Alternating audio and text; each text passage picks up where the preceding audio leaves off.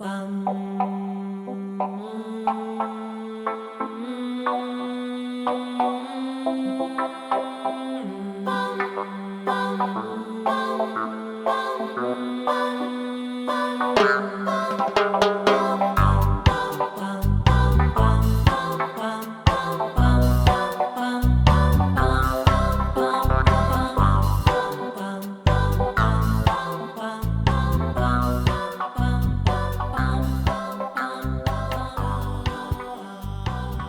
bien, on va commencer, Quentin. Merci de m'accueillir chez toi. Je suis vraiment heureuse d'être dans ton salon. D'habitude, le podcast, il est enregistré à l'atelier 68. On ne peut pas dire qu'on se connaisse, vraiment. Je t'ai croisé dans Angoulême à maintes reprises, mais c'était il y a assez longtemps, il y a 10 ans. Environ. Tu avais une boutique, un salon de thé que j'adorais à Angoulême.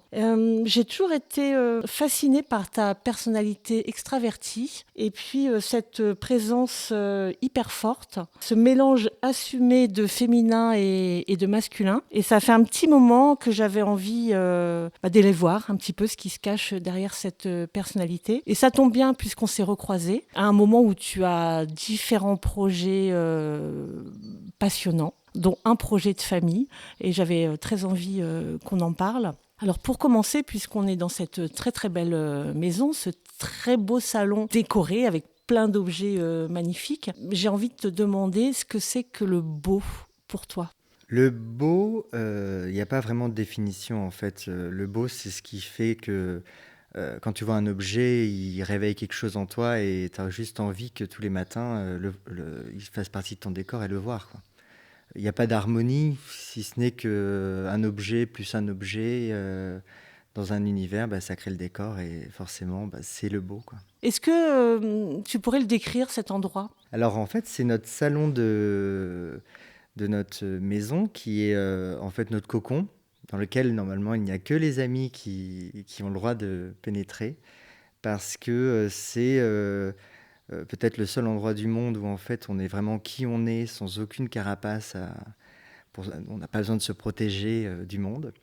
Et ce salon, il a été pensé vraiment comme un cocon. C'est pour ça que l'intégralité des murs et du plafond sont peints dans la même couleur, pour vraiment se sentir le plus enveloppé possible. Qu'est-ce que c'est comme couleur ? Ça s'appelle terre gelée. En fait, c'est pas vraiment une couleur, c'est une nuance, parce qu'en fonction du temps, de l'heure, en fait, certains vont le voir plus brun, plus gris, plus parfois un peu vert. Oui, moi Voilà. j'aurais dit vert, tu vois, et en fait en regardant mieux, non, Voilà. c'est pas vert. En fait, c'est tout le pouvoir de la nuance qui est plus intéressante pour moi que la couleur primaire. Il y a un arbre en face de moi. Oui, il est resté parce qu'en fait, c'était notre sapin de Noël cette année. Donc, il était décoré de guirlandes lumineuses et de petits sujets, parce que j'aime toujours créer des sapins un petit peu originaux. Et donc, cette année, c'était un arbre. Voilà, il est resté parce que finalement, je trouvais qu'il amenait une présence. Peut-être il ramenait un peu de nature à ce décor qui est plutôt non naturel. Et derrière toi, il y a un piano. Oui, absolument. C'est à qui ce piano ? C'est toi qui joues ? Non, alors c'est mon piano que j'ai demandé. Enfin, je l'ai même pas demandé. J'avais dit que éventuellement, j'apprendrais à jouer du piano sur un piano à queue. Bon, il s'avère qu'on m'a offert le piano à queue, mais que je n'ai jamais pris de cours pour en apprendre. Donc parfois, quand même, je pianote pour m'évader, mais je peux pas dire non que je sache jouer du piano. Est-ce qu'il y a un objet là préféré ? Un objet préféré? Ah oui, cette lampe là qui est à côté de moi.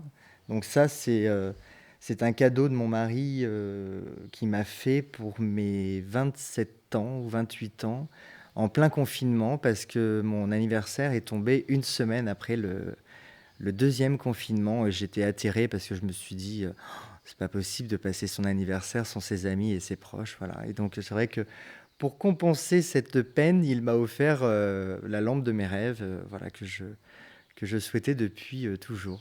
Alors, ton mari, c'est François. Ouais, Vous êtes absolument. mariés en quelle année ?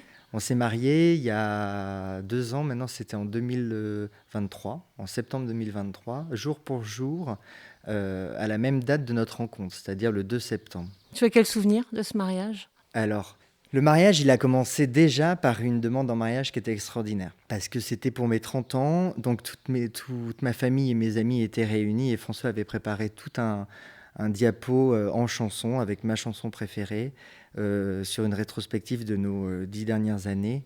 Voilà, avec sa demande en mariage en public, donc c'était formidable. Et Et le c'est mariage, quoi la chanson préférée? c'est Axel Red, Sensualité. C'est vraiment la chanson qui nous a accompagnés depuis 13 ans et qui nous accompagne encore et toujours. Et le mariage, il était un petit peu particulier parce que moi, je ne voulais absolument pas d'un mariage classique et je ne voulais pas surtout subir ma famille tout au long de mon mariage. Et du coup, nous sommes mariés le matin. Après, nous avons pris la route pour aller déjeuner à Bordeaux, au Mama Shelter, où on nous avait privatisé le rooftop. Donc c'était merveilleux. Et à 17h, nos témoins nous emmenaient à l'aéroport, avec qui on est parti tout le week-end à Barcelone. Donc voilà, c'était formidable. Il y avait un côté un peu 19e où à la fin de la noce, on partait en voyage de noces. C'était un moment extraordinaire. Est-ce qu'on peut revenir un petit peu sur ton enfance? On va peut-être dérouler tous ces moments de vie de ton enfance, adolescence, l'âge adulte et jusqu'au mariage avec François. Toi, tu as grandi dans quel genre de famille? Oula. Alors, dans une famille un peu particulière, parce que c'était un mélange vraiment de deux personnalités, donc la personnalité de mon père et celle de ma mère, qui étaient complètement deux opposés. Donc, mon père, très rigide et très froid, un peu dépourvu de capacité à aimer, à part ma mère qu'il a aimé passionnément et qui a été vraiment la passion de sa vie. Et ma mère, qui est une femme un peu flamboyante, qui elle, a aimé pour 10, quoi. Voilà, c'est même pas pour deux, c'était devenu presque étouffant sur les années passant. Qu'est-ce qu'ils faisaient tous les deux? Alors mon père, lui, il était commandant de police dans les renseignements généraux. Aujourd'hui, il est à la retraite parce qu'il est plus âgé que ma mère. Et ma mère, elle, pendant des années, a été thanatopracteur. Donc elle faisait des soins de conservation sur les morts.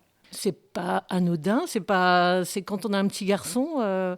Ta mère t'a expliqué ce qu'elle faisait? Tu l'as Ah su oui. quand? Alors tout de suite, en fait, parce que ma mère a repris ses études quand j'avais à peu près 7 ans. Donc je savais pourquoi elle faisait ça. En fait, c'était suite au décès de son grand-père qu'elle a aimé vraiment énormément. Et elle a découvert ce métier-là. Et elle a trouvé ça tellement beau de rendre, en fait, le- j'ai envie de dire la vie à quelqu'un de mort. Parce qu'en fait, c'est vrai qu'une fois que le défunt est passé dans les mains d'un thanatopracteur, on a vraiment l'impression qu'ils sont reposés et qu'ils dorment, et plus du tout qu'ils sont morts. Et ça, c'était vraiment la mission de sa vie. Voilà. Qu'elle n'a pas pu continuer parce qu'en fait, forcément, psychologiquement, il y a un impact sur les années. Et elle a fini par faire un burn-out et après une dépression qui ont fait qu'elle a été aussi déclarée en maladie professionnelle. Alors toi, j'ai envie de revenir avec ce petit garçon. Tu le dis que tu étais déjà un enfant différent, plus sensible, plus gracieux que les autres. Comment ça se passait déjà avec tes parents? Alors en fait, c'était un peu compliqué parce que, enfin compliqué et merveilleux. Parce que très très jeune, en fait, moi, j'ai créé un imaginaire très riche où en fait, j'étais très artiste, j'organisais des spectacles tous les soirs à mes parents, j'apprenais une chanson et donc je leur montrais. Alors ma mère était passionnée par tous ces petits spectacles que je lui organisais. Mon père, lui, beaucoup moins parce qu'en fait, il était entraîneur de foot, donc il aurait bien aimé que son fils fasse du foot plutôt que de la danse et de la chanson ou qu'il joue avec des poupées. Donc il était moins passionné par mes spectacles. Mais voilà, c'est vrai que la lumière de ma mère et cette admiration qu'elle m'apportait a aussi compensé tout ça.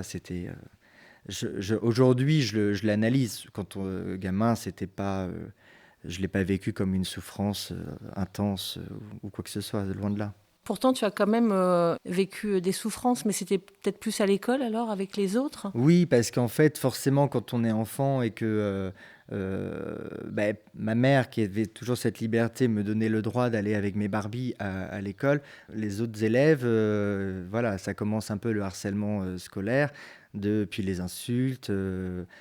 C'est d'ailleurs les autres qui mettent un nom en premier, hein, donc j'ai eu le droit à sale pédé, tapette, homo, voilà. À partir de quand, ça? Oh, très très jeune. parce que je pense que dès le CP, ça a commencé. Ah oui, c'est tôt. Ouais, ouais, ouais. Alors ça a été, je l'ai subi, ça m'a créé quand même une méfiance de l'humain, mais pas non plus une souffrance, parce que à la maison, tout était quand même merveilleux et j'étais protégé, donc ça allait. Ça m'a pas terrorisé, et surtout, c'est que quand je suis rentré au collège, je me suis dit, voilà, cette période-là est terminée, et donc plus jamais.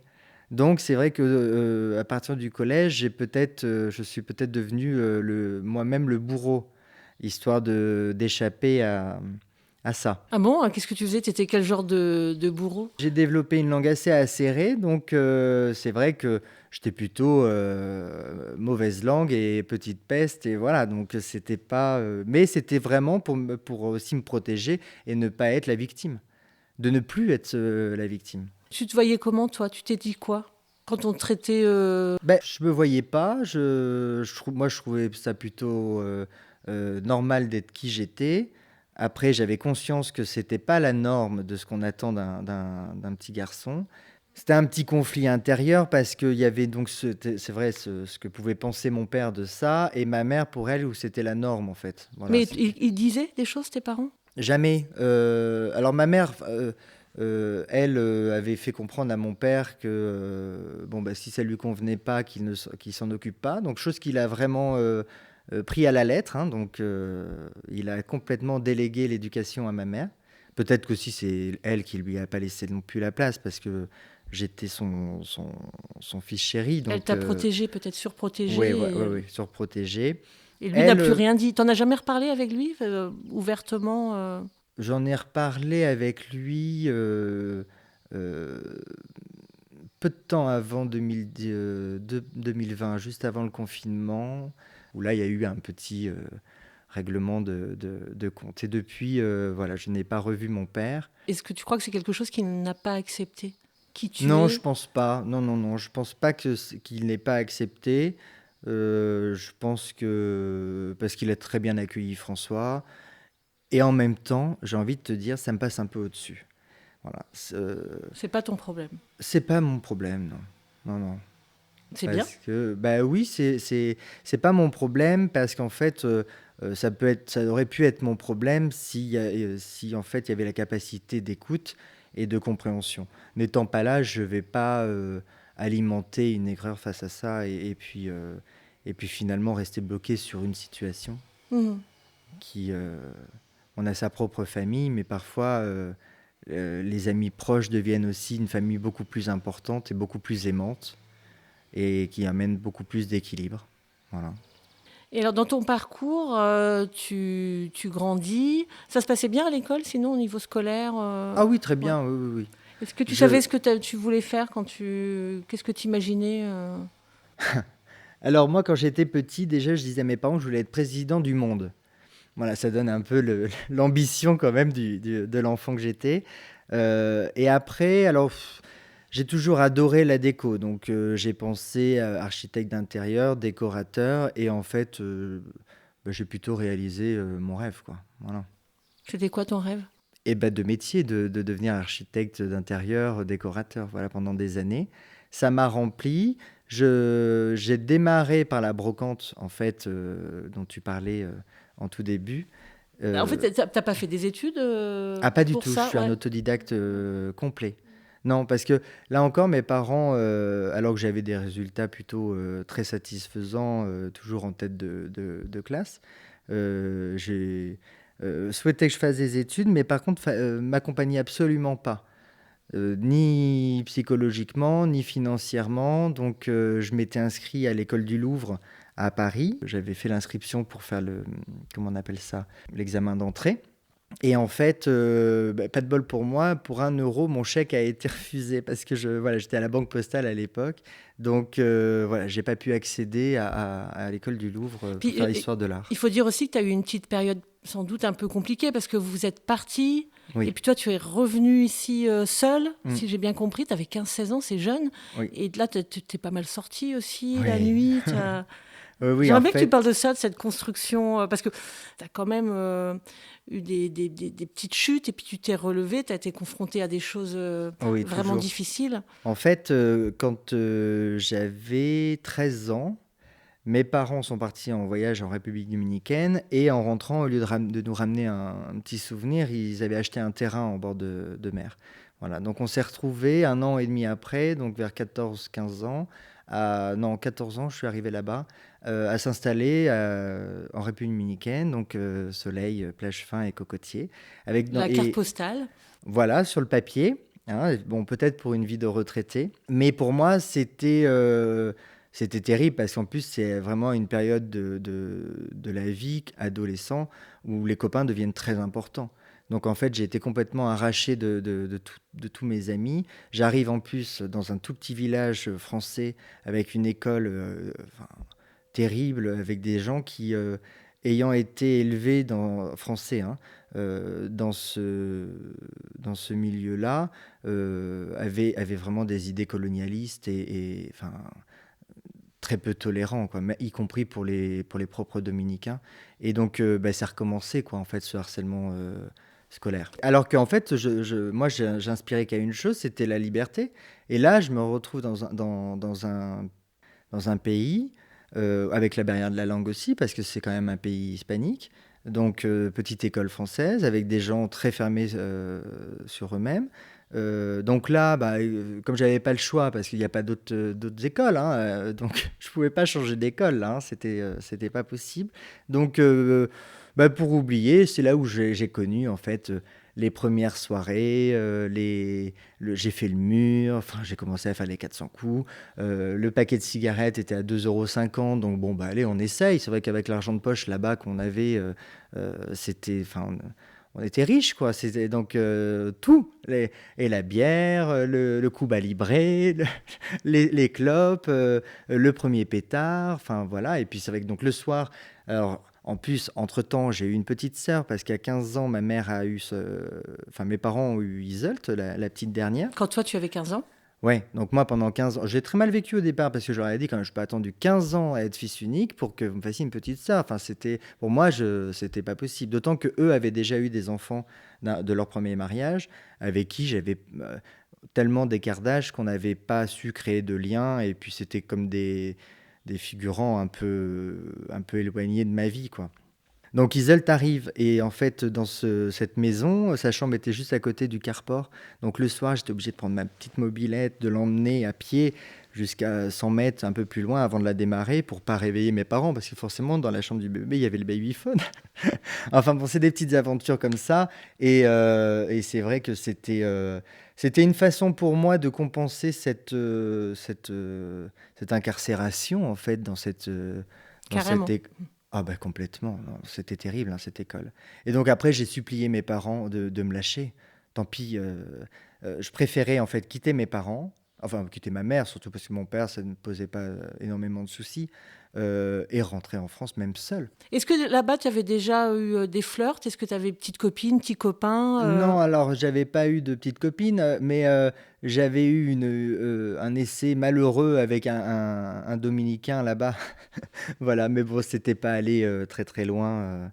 C'était compliqué aussi parce qu'il y avait la barrière de la langue et en plus de ça, malgré tout, comme c'est un pays quand même en développement, bah, les relations ne sont pas non plus tournées sur la sincérité.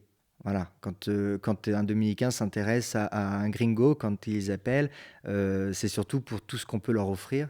T'as jamais eu de petite amie de ton âge, jeune, enfin je veux dire là, à l'adolescence Alors là arrive une expérience euh, traumatisante pour mes parents. Juste avant de partir en République dominicaine, donc on avait un laps de temps, le temps de la construction de la maison, et donc on avait quitté notre maison de campagne et on louait une maison à Victor Hugo. Et puis donc moi j'arrive à Saint-Paul, donc à Angoulême, dans un collège privé. T'as quel âge là? Là j'ai bah, juste avant la République dominicaine, donc 13 13-14. ans, ouais, ouais. Et donc, je rencontre un garçon, et lui qui était au lycée, donc plus âgé que moi quand même, donc il avait 16, 17 ans. Et donc, le mercredi, je dis à mes parents: «Ah ben, je viendrai avec un copain, on passera le mercredi après-midi à la maison» et tout ça. Et en fait, ça a été ma première expérience sexuelle. Et manque de peau pour moi, ma mère, qui n'était jamais loin de s'occuper de tout, est venue en fait et a regardé par le trou de la serrure et en fait a été un peu choquée de voir les premiers ébats de son fils. Voilà. Moi, je lui en ai voulu énormément parce que immédiatement, elle a appelé mon père qui travaillait encore au commissariat, qui était à 200 mètres. Donc, il est arrivé, réunion de famille dans le salon. Alors, tu t'imagines bien en plus la folie de mon père là, et vraiment, en plus, comme il a des yeux très très clair d'un gris, gris vert. Un homme avec ces yeux-là qui se met en colère, ça s'injecte de sang et clairement ça fait un peu peur. J'ai vraiment eu très très peur parce que je me suis dit, on va se faire massacrer quoi. Mais en même temps, ouais, tu étais très jeune. Oui, Pour oui, un flirt, ok, mais les parents qui tombent effectivement sur ouais, voilà, une relation un peu plus c'est ça. aboutie. J'ai toujours été très très très en Parce qu'en fait, il n'y avance. avait pas eu d'étape. Oui, c'est ça. Ouais. Tu les avais pas préparés non plus. Ah ben non, mais même moi, je savais pas, je savais même pas encore si c'était. Enfin, Ah, c'est ça que j'aimerais bien je savoir. me cherchais quoi. J'aimerais bien. Oui, voilà. Parce Qu'est-ce que qui se passait dans ta tête? Est-ce que tu avais peur de ce que tu ressentais? Est-ce que tu te disais, parce que même si les choses elles évoluent, donc toi c'était dans les années, oh, ben, de 92 plus 13, 2005, voilà, c'est ça? 2005. Ouais. C'est pas si loin, mais c'était pas encore. On approchait du En mariage fait, il y pour avait une tous, mais angoisse permanente avec ce garçon d'être pris sur. Alors, en plus, c'est pas le bol, hein, parce que c'est arrivé, mais que quelqu'un qui connaisse mes parents me croise et à faire un bisou à ce garçon, à ce que ma mère lise les SMS. En fait, c'était pas serein comme façon de faire. Après, dire que j'étais sûr d'être homo à cette époque-là, pas du tout, parce que quand je suis rentré de la République dominicaine, donc à 15 ans, j'ai été d'abord placé chez des amis, enfin un collègue de mon père, encore dans son même service, dans les renseignements généraux. Mais lui, alors lui pour le coup, plutôt baba cool, très cool, mais bon, il était marié avec une espèce de folle qui, en fait, son seul plaisir, c'était de me fliquer et d'envoyer des messages à ma mère pour l'angoisser et la terroriser. Donc, bon, après, c'est vrai que ayant pris le pli en République dominicaine de faire le mur, je faisais aussi le mur chez eux. Donc, je peux concevoir qu'à 8000 km, ma mère avait quelques angoisses à savoir ce que je pouvais faire. et comme Et tu vas donc, bientôt être père, on en parlera ensuite. Peut-être qu'il y a des choses qui oui, peut-être que vont. ça rentrera, Voilà. Oui. évidemment, tout ça va peut-être se mettre à leur bonne place. Et après ça, donc, j'ai quitté cette famille-là pour aller m'installer chez une copine qui était une petite copine à l'époque, dont les parents avaient bien voulu accepter de m'accueillir. Donc j'avais le dernier étage pour moi. Le soir, elle montait. Donc bon, bah, on a eu des relations sexuelles. Tout ça, c'était à Angoulême, hein. Là, Oui, c'était oui, retour oui, à là c'était Angoulême, hein. retour à Angoulême. Et en fait, c'est là vraiment que je me suis rendu compte et que j'ai su que l'hétérosexualité n'était pas pour moi. Déjà parce qu'en fait, ce que je pensais être de l'attirance, c'était plutôt de l'attirance de la norme. Voilà. Et en plus, j'avais pas le désir que je commençais à avoir pour quelques copains. Qu'est-ce qui fait effectivement que tu aies pu te dire non, là définitivement, je suis homo. C'est le désir en fait. Ah oui, je pense que c'est le moment où, en fait, où on sait déjà ce qu'on veut pas. Au moment où on se le verbalise soi-même et qu'on en prend conscience, il y a quand même une libération qui se fait. Bon, après, j'ai jamais été très enfermé dans les normes. Donc là, libération, il y a eu assez facilement par la suite. Parce qu'il y a eu des rencontres euh, d'hommes, parce que là, forcément, je me suis un peu plus dirigé vers le monde de la nuit et aussi le monde gay, parce que je voulais aussi me confronter à savoir qu'est-ce que c'était finalement ce milieu-là. Donc, j'ai trouvé une famille assez insolite et rigolote, tout le temps pendant que mes parents étaient en République dominicaine. Et, euh, et c'était une petite folie douce, en fait, voilà. Donc après, bon, il y a eu quand même des rencontres avec des hommes plus âgés, dont un, en fait, qui m'apportait le regard bienveillant dont j'avais besoin, en fait, avec qui j'étais donc l'amant. Et en fait, c'était une relation interdite, mais pour nous deux. C'est-à-dire que moi, parce qu'il avait 45 ans à l'époque, et là, j'en avais 16. Et lui, parce que de par sa profession, il n'avait pas le droit d'entretenir de relations sexuelles. Voilà. Oui, c'est pas vraiment une profession en fait. C'est plutôt une vocation. Ouais, voilà, il était prêtre en fait, et donc c'était pas du tout possible. Donc c'était une relation cachée à demi-mot, parce que finalement, c'était pas si caché que ça. Mais voilà, on était dans l'interdit, et lui comme moi. Voilà. Est-ce que pour toi, avec un petit peu de recul, c'était une relation malsaine ou... Alors avec du recul, maintenant à l'époque où on vit, où on se pose quand même la question du consentement, et je ne suis pas sûr qu'à 16 ans, j'étais tout à fait clairvoyant à me dire: est-ce que vraiment je consens à avoir cette relation avec lui? Ça, je me la pose la question. Après, de me dire que j'en ai un regret, absolument pas. C'est aussi ma propre expérience de vie, c'était mon chemin. Mais je me suis posé la question au moment où en fait est apparu MeToo et tout ce questionnement-là de Ça veut notre dire que toi, société. la question, tu te la posais pas avant qu'il y ait le mouvement Non. En fait, c'était un élan de vie. Et puis, en fait, après, donc, s'ensuit, mes parents rentrent quand même. Pour mon anniversaire à 17 ans, parce que, donc, du coup, ils rentrent, parce que ma mère ne supportait plus du tout de ne plus vivre avec moi. Et puis, leur relation s'était un petit peu dégradée aussi. Donc, ils rentrent, et puis, un an après, ils divorcent. Mais pour mes 17 ans, je me rappelle, donc j'étais rentré chez mes parents, on fête mon anniversaire, et puis là, il y a une énième réflexion de mon père, et j'éclate, et c'est là que je lui dis que voilà, son fils, il est pédé, et que si ça l'emmerde, c'est son problème et que c'est pas le mien, et que maintenant, j'ai plus du tout envie de me cacher. Donc ça a été un peu houleux pour mes 17 ans. Mais finalement, moi, j'étais complètement libéré, et c'est à partir de ce moment-là que j'ai vécu pleinement.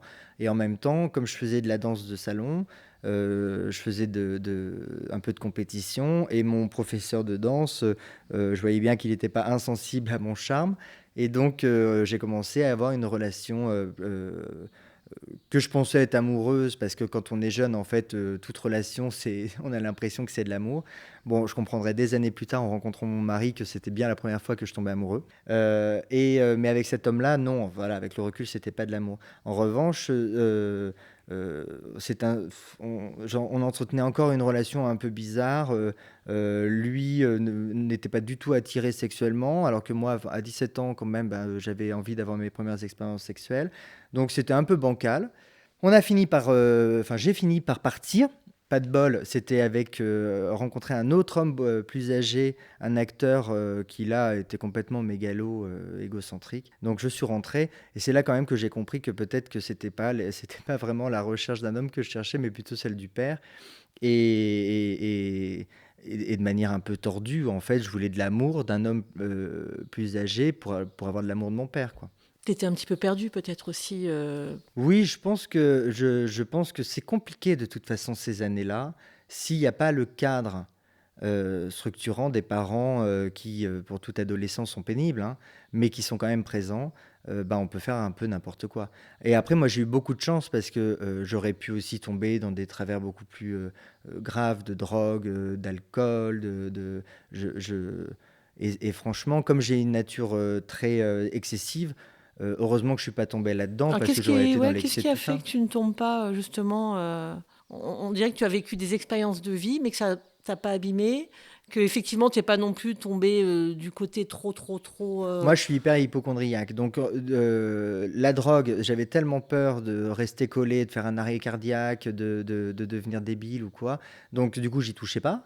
Ou une expérience, parce que comme il faut quand même tout tester. Donc, j'ai tout testé.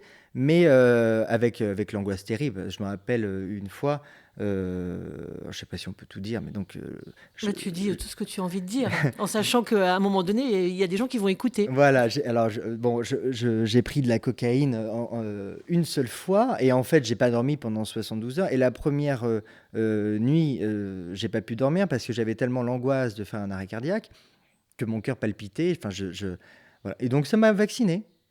Voilà, c'est aussi mon côté excessif, y compris dans la peur, qui m'a sauvé. Mais j'ai l'impression que tu es aussi du côté de la vie.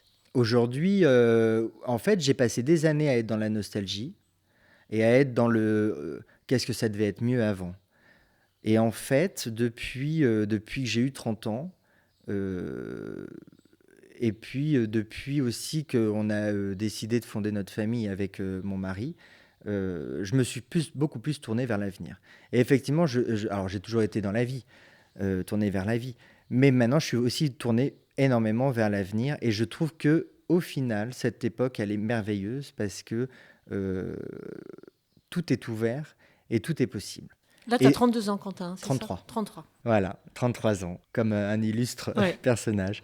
Et donc, c'est quand même merveilleux cette époque où on vit parce que moi, je me rends compte que comme on est tous interconnectés, on a tous une facilité d'accès à l'information. Avant, il aurait fallu des années de recherche pour développer un projet. Aujourd'hui, tout est en libre accès. Et en fait, on peut être qui on veut et créer des projets sans être expert en la matière. On peut se noyer, on peut se perdre aussi. Parce qu'il y a vraiment énormément d'informations et on est quand même submergé de flux, Oui, mais après, il faut aussi prendre celles qui sont en lien avec son propre chemin et ses propres désirs, quoi. Mais c'est ça, faut pas oublier donc Bah oui. de construire son propre Ah ben, chemin. il faut pas oublier en fait la destination. Tu parlais de danse de salon. Oui. Ça, c'est quelque chose qui n'existe plus du tout dans ta vie. Ça a duré combien de temps, ça? Donc, tu as été compétiteur Oui. aussi? Ça a été. Alors, pour la petite histoire, finalement, en fait, ma mère cherchait une activité à faire en famille. Donc, avant la République dominicaine, on avait fait 1 an de danse. Donc, j'étais plutôt bon. Et déjà, à l'époque, on voulait que je fasse de la compétition. Mais comme on partait, ça ne servait à rien de se lancer là-dedans. Et quand moi, je suis rentré en France, je suis retourné à la danse.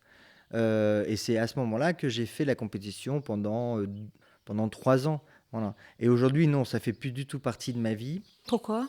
Parce que j'ai plus besoin de ça.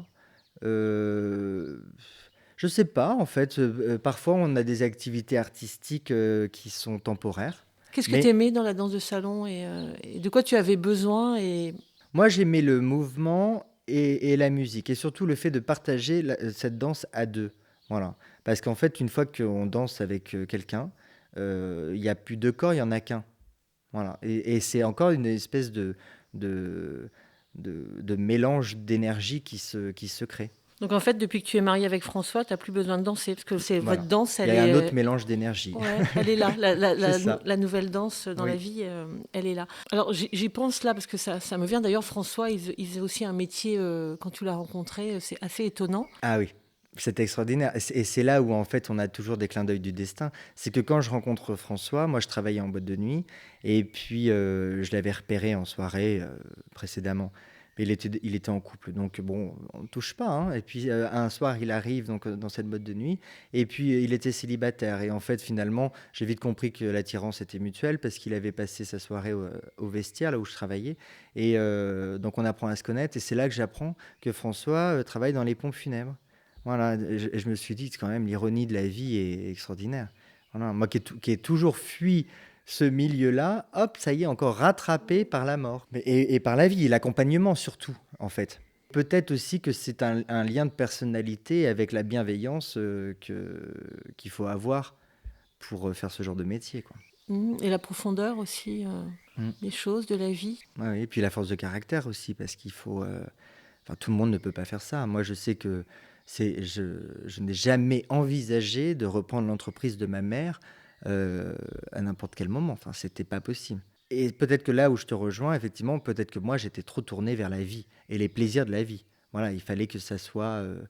il faut que ça soit dynamique, qu'il y ait du bruit, qu'il y ait du mouvement et sans cesse de nouveaux projets et qu'on avance. Et voilà, moi, ce qui m'intéresse, c'est toujours la nouveauté. Une fois que c'est fait, l'entretien de quelque chose, ça m'ennuie assez rapidement. Est-ce que tu crois que c'est dans ta nature ou est-ce que aussi le fait d'avoir vécu ça enfant, cet environnement un peu, parce que ce soit la police, les métiers d'armes ou alors ta maman donc, qui était avec les morts, ça t'a forcément construit? Je sais pas, parce que tu vois, je te parlais des spectacles que je faisais à mes parents. Enfin, vraiment, ma grand-mère m'avait offert des compilations de disques de sa jeunesse. Donc, alors, je connais toutes les chansons françaises des années 60 jusqu'à 70-80. Et donc, je les apprenais. Je faisais ma petite choré et le soir, je présentais tout ça en famille. Donc, tu vois, le côté vraiment vivant et artistique. Mais c'est comme si c'était toi qui amenais de la vie. Tu vois ce que je ressens, comme si c'est vraiment toi qui as amené... Mais c'est le rôle qu'on m'a donné aussi. Voilà, c'était forcément, il fallait que je sois le plus brillant parce que ma mère n'avait que, que mon prénom à la bouche, enfin, mon fils c'est le plus beau, c'est le plus merveilleux et tout. Donc forcément, eh ben, il faut être à la hauteur de tout ce qu'on peut te dire. Voilà. Et donc pendant des années, je l'ai cru que j'étais le plus merveilleux. Et forcément, le jour où on prend son indépendance, on se prend une claque qui est, euh, qui est salvatrice. Mais on se la prend. Et là, c'est quand même très très difficile quand on se rend compte que le monde ne t'attend pas. Et ça s'est arrêté le moment où, en fait, quand j'ai pris mon premier appartement, tout seul, hein, je me suis rendu compte que le monde, il était passé et il ne m'attendait pas du tout, quoi. L'école, tu l'as arrêtée à quel moment, à quel niveau Et ben, je suis parti, j'avais 17 ans, donc j'ai fait le premier trimestre de terminale. Et après, je me suis inscrit au CNED pour dire que j'allais jusqu'au bout. Donc en fait, mes polycopiés ont fini l'année en étant complètement neufs. J'ai quand même passé mon bac et révisé tout le programme en 15 jours, voilà, avec des fiches que j'avais trouvées sur Internet, des trucs et tout. Qu'est-ce que tu as passé comme bac? Bac ES, sciences économiques et sociales. Et ce qui m'a sauvé finalement, c'est que j'ai eu mon bac assez facilement. Et j'ai eu, en fait, la plus grosse note avait rien à voir avec ma spécialité parce que j'ai eu ma meilleure note en philo. Voilà. Mais bravo, je ne sais pas si tu réalises en fait le parcours. Je ne sais pas si tu réalises le courage qu'il faut pour aller au bout des choses, en étant un peu seul, pas forcément cadré. Je pense que tu réalises pas et en même temps, ça serait si tu te posais en te disant ah bravo, ça serait un petit flattement d'ego. Oui, mais tu Euh, aurais pu tout arrêter, tu aurais pu te perdre la nuit. C'est peut-être quand même la ligne des parents finalement. Oui, quand même, hein, je suis fils de RG, hein, commandant de police, donc il y a quand même une structure qui a été emmenée. Et puis ma mère, elle a quand même repris ses études aussi. Moi, j'ai vu tout ça, elle a repris quand j'avais 7 ans, cette volonté quand même de repartir à l'école, de travailler à mi-temps chez un ambulancier pour financer ses études. Franchement chapeau, quoi. Et ça, c'est peut-être le moment où j'ai compris qu'en fait, il n'y avait pas de détermination et qu'on était dans l'autodétermination et qu'on pouvait faire ce qu'on avait envie. Et donc, quand moi, je suis rentré donc, à Angoulême, j'ai travaillé, je sortais en boîte de nuit. Donc, comme j'ai toujours eu une personnalité un peu flamboyante, le patron m'a proposé de travailler en boîte de nuit parce qu'il s'est dit que j'allais faire l'animation dès l'entrée. Donc, voilà. Donc, j'ai eu un mi-temps, c'était très, très bien payé. Donc, On c'était savait que tu étais fils de RG ou pas?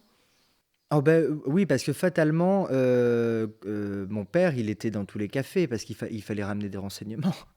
Donc oui, oui, tout le monde savait. Et après, parallèlement, c'est là où je suis rentré dans la brocante parce que je travaillais chez une brocanteuse angoumoisine qui m'a un peu formé à tout ce métier-là. Alors ça, je peux la remercier.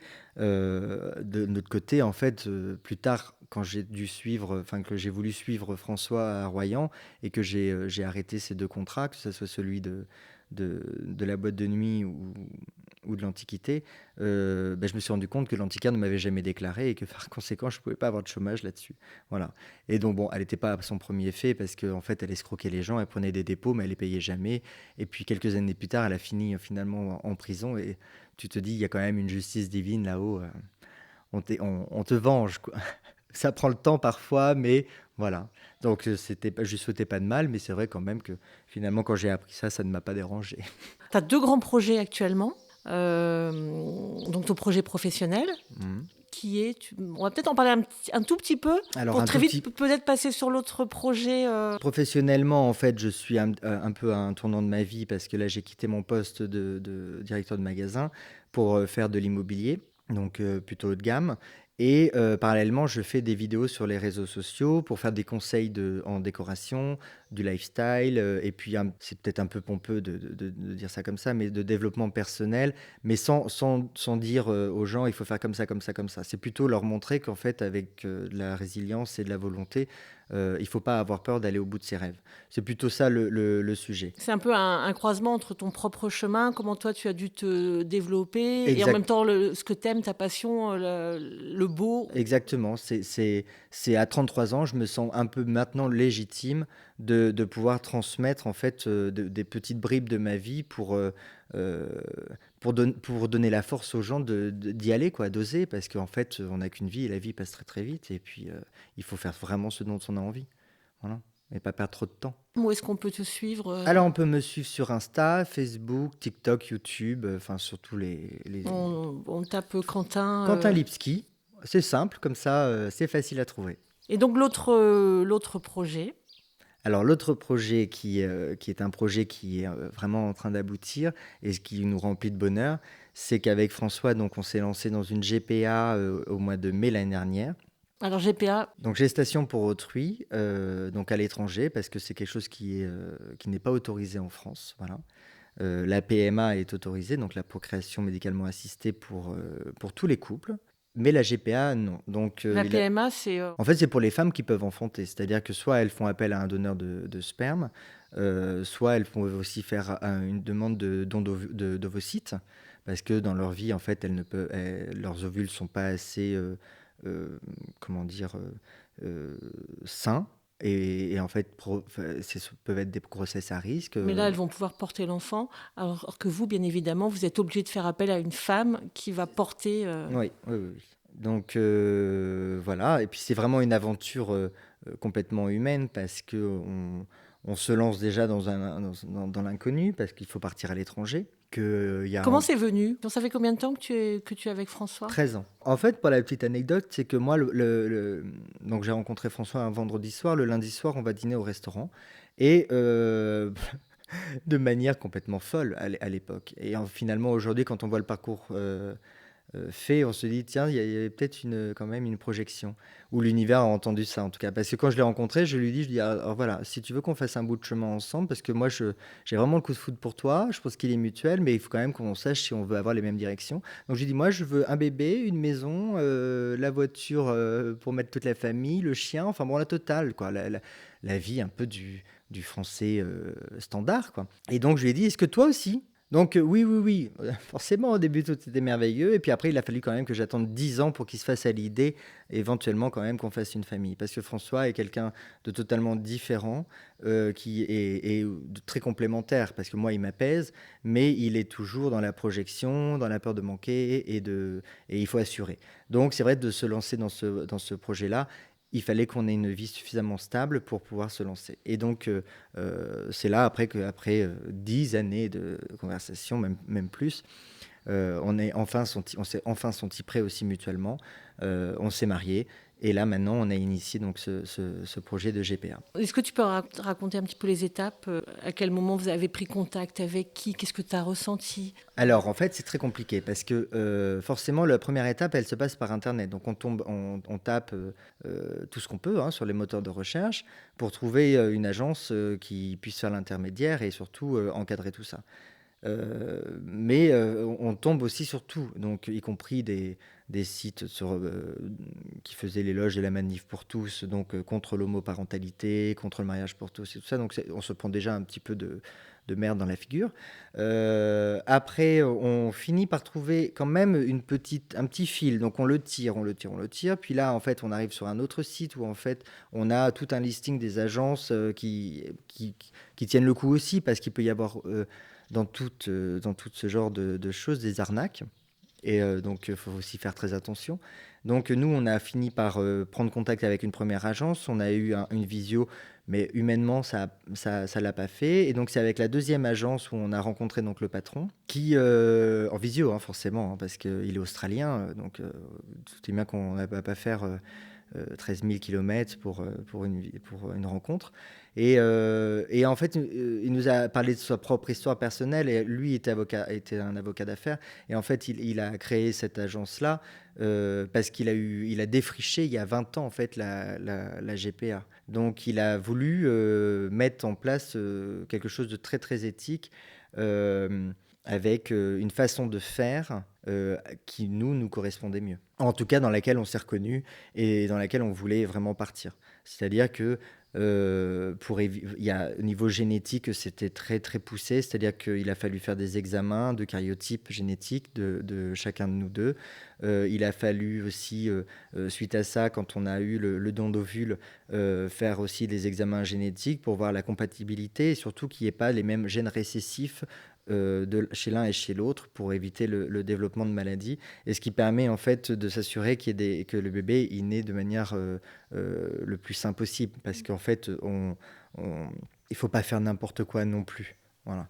Et Donc, donc, comment ça se passe concrètement? Les ovules, ils viennent d'où? Vous, comment vous alors, choisissez le sperme? C'est qui? Alors, Alors, c'est pour ça que on a choisi donc de travailler avec cette agence-là. C'est parce qu'en fait, c'est ce qu'ils appellent de la GPA éthique, c'est-à-dire que la mère porteuse, c'est elle qui va choisir par dossier. C'est-à-dire qu'avec François, il a fallu qu'on se présente. Donc, on a passé tout un dimanche à filmer notre environnement, à raconter en fait l'histoire de notre couple depuis 13 ans, vraiment à se présenter, parce qu'en fait, c'est la mère porteuse qui nous choisit. Donc, par ce principe-là, c'est quand même elle qui doit avoir envie de porter un enfant pour un couple. Hétéro, homo, célibataire, enfin, qu'importe. Mais c'est quand même la mère porteuse qui est à l'initiative du choix. En fait, une fois qu'elle a validé notre dossier, nous, on regarde aussi son propre dossier et il faut que ça matche. C'est ce qu'ils d'ailleurs appellent le matching, hein. Donc, il faut qu'on se choisisse mutuellement. Mais on se rencontre en visio. Là aussi, il faut que ça passe. Après, une fois que ça c'est validé et qu'on sait qu'on a quelqu'un pour porter notre enfant, arrive une deuxième partie. Alors là, qui est peut-être un peu plus, c'est vrai, dérangeante parce qu'on reçoit des catalogues de donneuses d'ovules. Et pour choisir un ovule, pour choisir quand même la personne qui va partager 50% du patrimoine génétique, on a des photos, on a sa taille, son poids, son IMC, son QI, ses origines, enfin bon, tout un tas d'informations. Donc là, ça ressemble un peu à un catalogue. C'est pas glamour du tout. Et c'est là où, en fait, parfois, on peut se sentir un peu mal à l'aise face à ça, de choisir quelqu'un par catalogue. ça Parce que doit c'est empêcher de dormir aussi, non? Ça va pas apporter des questions de te dire que tu es en train de choisir en fonction de... Ouais. évidemment. Et puis en plus, ça soulève des questions qu'on, naturellement, on se pose pas. Est-ce que vous n'êtes pas demandé à un moment donné si vous pouviez pas faire jouer le hasard ou est-ce que vous avez eu cette discussion-là Le avec hasard François? avec la donneuse d'ovocytes, c'était pas possible. Concernant le donneur de sperme, donc il y a un de nous deux qui a donné. Ça a été. En fait, toute la première partie de la GPA, c'est la première question que ça soulève. Qui de nous deux donne? Donc on a fini par faire notre choix. Est-ce que c'est un choix douloureux? Alors, en fait, ça aurait pu être un choix douloureux, et peut-être que ça l'a été jusqu'à présent. Aujourd'hui, tout est complètement effacé, c'est-à-dire que même on se dit, mais qu'est-ce qu'on a été idiot de se prendre la tête et de se dire qui de nous deux donne. Parce qu'aujourd'hui, donc là maintenant, on attend une petite fille qui va naître au mois de février. Donc on a appris ça il y a une dizaine de jours. Donc là, ça a été vraiment l'explosion de joie. Enfin, moi, j'ai pleuré pendant 1 heure, un sanglot d'enfant, quoi. Vraiment avoir peur, avoir de la peine à reprendre mon souffle. Et c'est là c'est à ce moment-là qu'on se dit, oh, mais qu'est-ce que c'était pas important. C'est que, mais il faut vivre ce genre de sentiments pour que toutes les choses de la vie se rangent. Et on peut savoir ou pas, ou c'est quelque chose que vous direz jamais ou Alors, on a décidé quelque chose parce que quand on est parti dans cette envie de fonder notre famille, c'était déjà cette envie de fonder notre famille à François et à moi. Et c'est notre enfant qu'on attend. Donc, en fait, partant de ce principe-là, nos amis, nos proches ne savent pas qui a donné le sperme.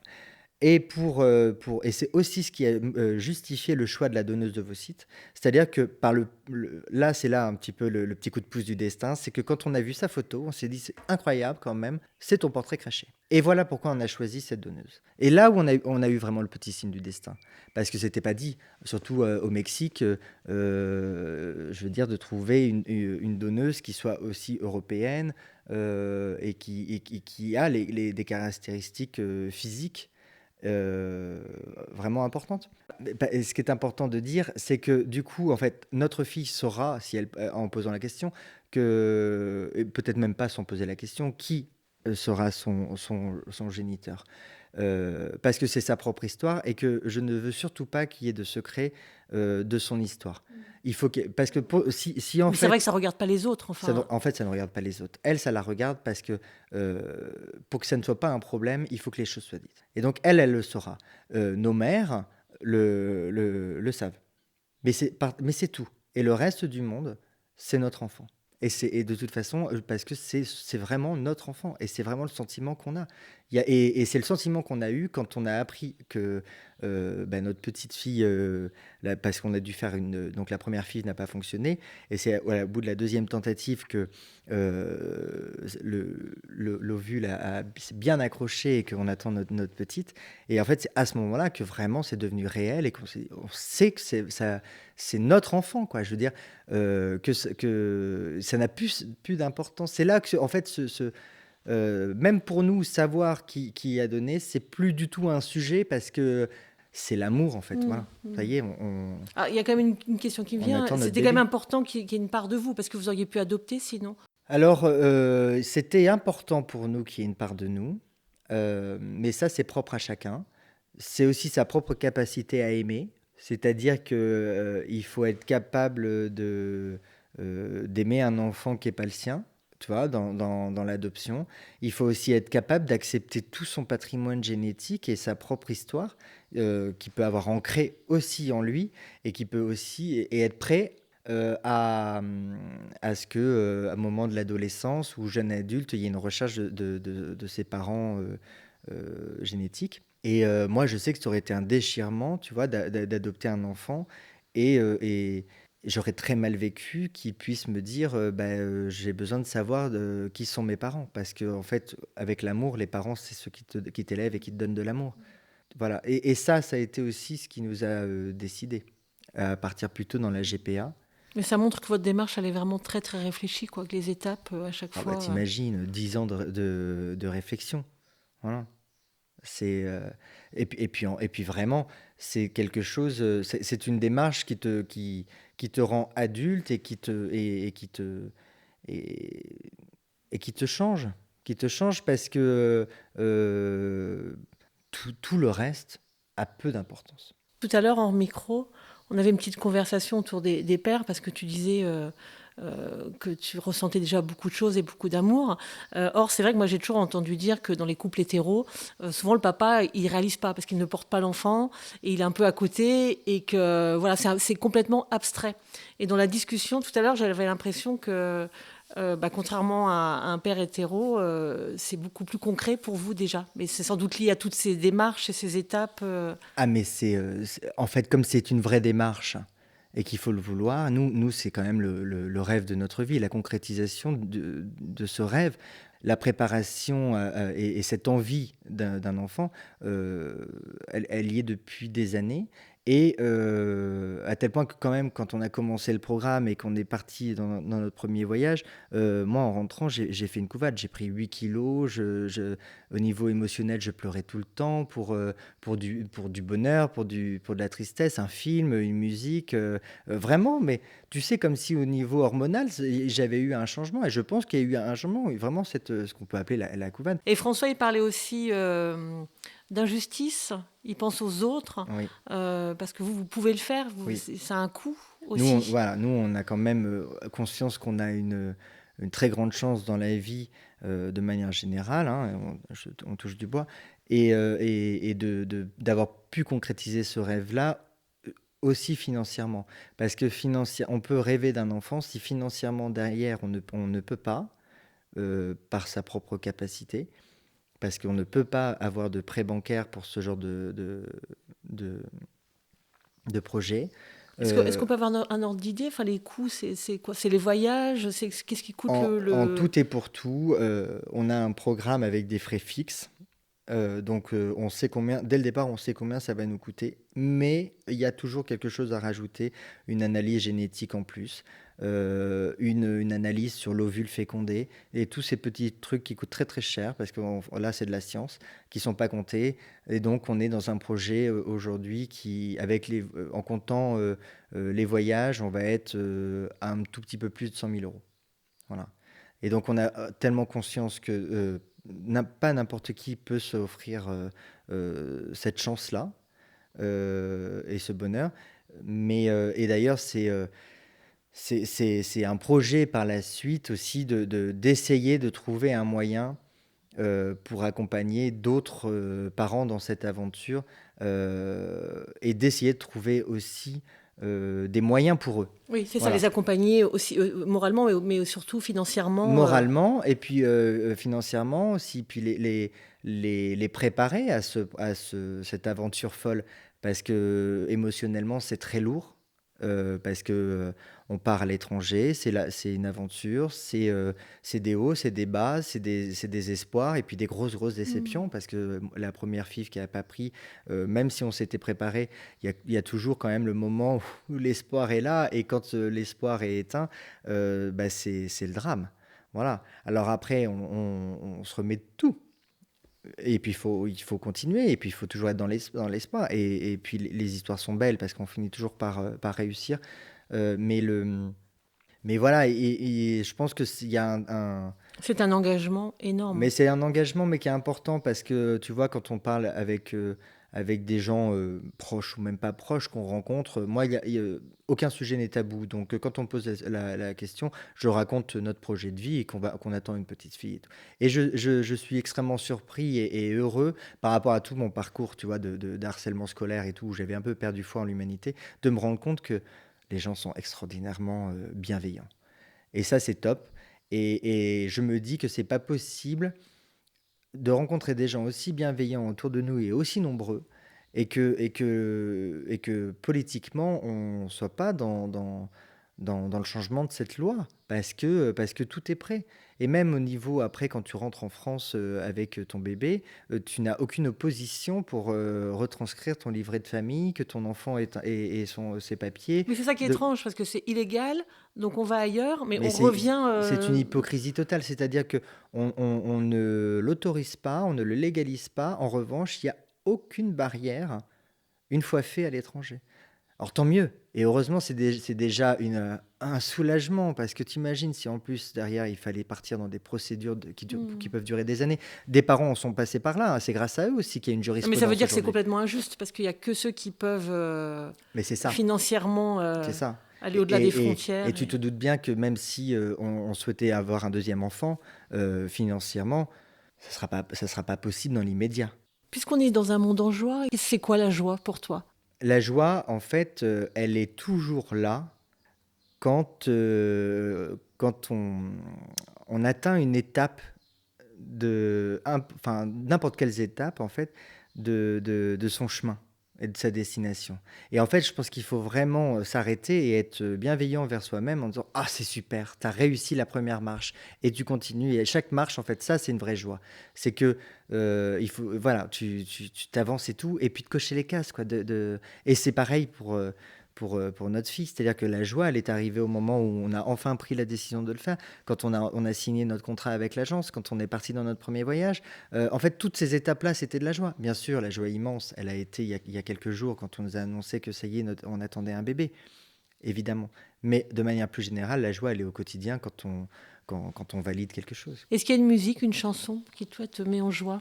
Ah bah, et la musique qui nous accompagne depuis 13 ans avec François, Axel Red, Axel Red, Sensualité. encore. Voilà. C'est vrai que Ouais, tu en as parlé tout à l'heure toujours. déjà. Ouais, ouais. Et tu as une photo?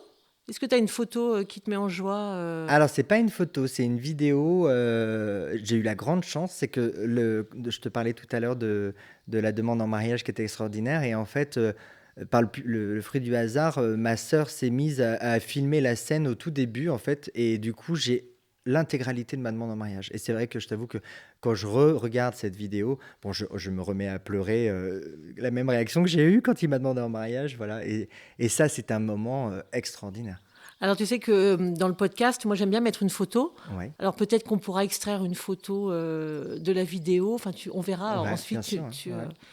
Ou Euh, après, comme c'est en lien avec mon mari qui aujourd'hui m'a apporté la stabilité que j'ai aujourd'hui, et qui surtout fait euh, que je peux faire tous mes projets et mes rêves parce qu'il me pousse à y aller, il me donne surtout la liberté de le faire. Voilà, parce que j'ai conscience que ça, c'est aussi une énorme richesse de trouver quelqu'un qui t'accompagne et qui ne te bride pas ou qui ne va pas te dire ah oui, mais alors comment on va faire? Non, quoi qu'il arrive, vas-y, fonce et fais tes projets. Tu dirais que c'est comment aujourd'hui le mariage quand quand tu parles de ton mari? Tu parlais de la bienveillance des gens tout à l'heure par rapport à l'arrivée de cette petite fille. Le mariage avec François, tu as encore des gens étonnés, des gens qui passent leur chemin Alors, très sincèrement, peut-être et sûrement, mais comme moi je ne les regarde pas, je m'en aperçois pas. Les prochaines étapes, c'est quoi par rapport à la petite? Ah bah, les prochaines étapes, c'est de gérer quand même ce vertige que ça a créé parce que ça y est, c'est concret et que ça arrive et que là, 1000 questions arrivent, de manière plus concrète de bon, bah, OK, donc savoir reconnaître les premiers pleurs, savoir gérer les situations, enfin, tu vois, toutes ces Comment vous questions. allez suivre la grossesse? Alors en fait, toutes les semaines, on a une visio avec donc Lisette, notre mère porteuse, pour échanger avec elle, savoir comment elle se sent, comment elle va, comment nous on va, ce qu'on vit dans notre vie, et pour vraiment créer cette relation qui est hyper importante. Et pour elle, et qui nous a demandé, et surtout pour nous aussi, on voulait vraiment avoir une vraie relation avec cette femme extraordinaire quand même qui nous donne la possibilité et qui nous offre ce cadeau extraordinaire. Et puis après, on va y aller alors soit si financièrement on peut se le permettre, on va y aller à la moitié de la grossesse pour voir et pour toucher, tu vois, enfin vraiment avoir ce premier contact avec notre fille. Et sinon, ça sera peu de temps avant la naissance. En fait, on doit y aller à la 36e semaine. Le bébé est déclenché à la 37e semaine pour être certain, si tu veux, que les parents soient sur place. Parce que nous sommes forcément les seuls à avoir une autorité sur cet enfant. Donc, il faut que les parents soient là pour la naissance. Oui, puis c'est important aussi. Évidemment, mais il est hors de question de rater enfin, t'imagines ce moment, le premier moment où on va te mettre cette merveille pour faire le pot à pot. Enfin, Merci Quentin, merci de m'avoir accueilli chez toi. merci. Quand la petite arrivera, vous aurez déménagé. Oui, autre lieu, c'est autre ça. ambiance. Autre aventure. Voilà, comme d'habitude, tu vas tout refaire. Vous allez tout refaire. C'est ça. Et peut-être qu'on refera un podcast, On te peut-être racontera avec François. l'aventure Et avec la petite. dans son intégralité avec François, si tu veux. Ouais. Merci beaucoup, Quentin. Merci à toi, Marlène.